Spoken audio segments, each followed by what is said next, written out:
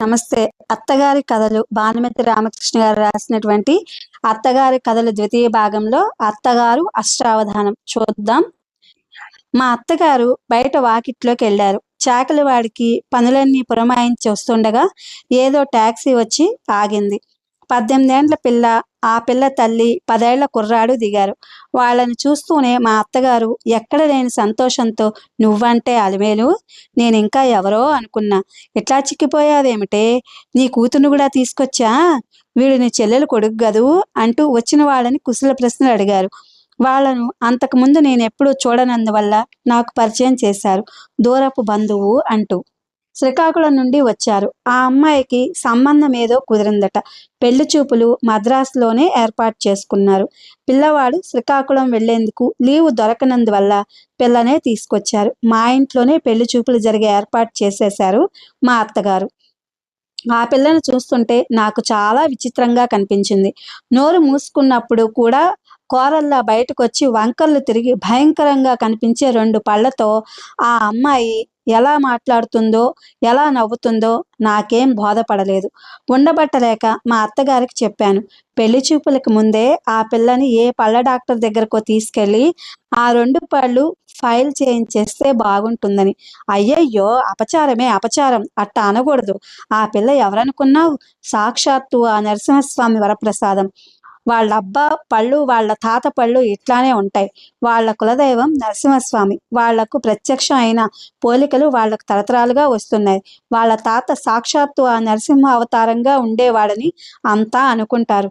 ఇంకెప్పుడు అట్లా అనకు అంటూ తన లెంపలు వేసుకుని నన్ను కూడా వేసుకోమన్నారు. వేసుకున్నాను.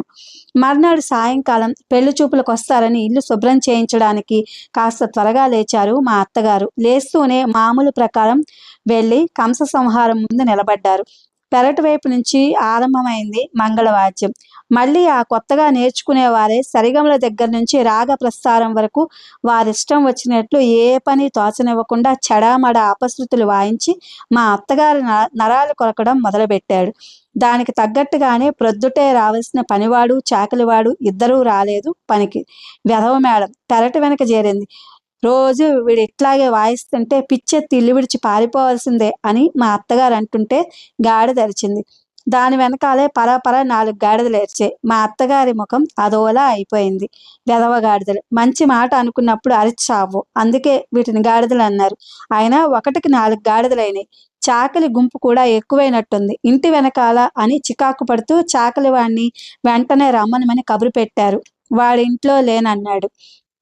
దొంగ వెధవలు ఎప్పుడు అవసరమో అప్పుడే రారు అని ఆమె తిడుతూ ఉండగానే పనివాడు పట్టాభి వచ్చి వాకిట్లో నిలబడ్డాడు, కండ్లు తుడుచుకుంటూ.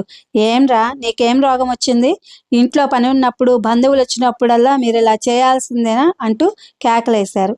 పట్టాభి వెక్కి వెక్కి ఏడవడం మొదలుపెట్టాడు. చిచి, ప్రొద్దుటే వాకిట్లో అశుభంలో ఏమిట్రా నీ ఏడుపు?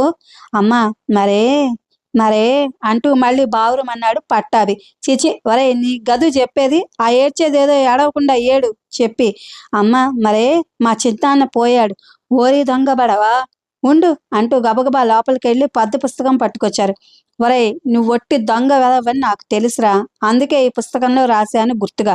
పోయిన నెలగాక ముందు నెలలోనే కదరా మీ చిన్నాన్న పోయారని గోడును ఏడుస్తూ 3 రోజులు పత్తా లేకుండా పోయినావు అని మా అత్తగారు అడుగుతుంటూనే పట్టాభి వెలవెలబోయాడు. వెంటనే తెప్పరిల్లి, ఆయన మా ఇంకో చిన్నాయన అన్నాడు నేల చూపులు చూస్తూ. వాడు చెప్పే వాలకం చూస్తే అసలు వాడికి చిన్నాన్నే లేడని, ఒకవేళ ఉండినా ఎప్పుడో చచ్చిపోయి ఉంటాడని, ఆ చచ్చిన వాడిని వీడికి అవసరం వచ్చినప్పుడల్లా చంపుతున్నాడని నాకు తోచింది. మా అత్తగారు పద్దు పుస్తకం మూసేసి, ఒరేయ్, నువ్వు వేసే దొంగ వేషాలకి నేను లీవు ఇవ్వను. ఈరోజు ఇంట్లో శుభకార్యం కూడా ఉంది అన్నారు. శుభకార్యం అనేసరికి మళ్ళీ వాడు ఏడుపు మొదలుపెట్టాడు.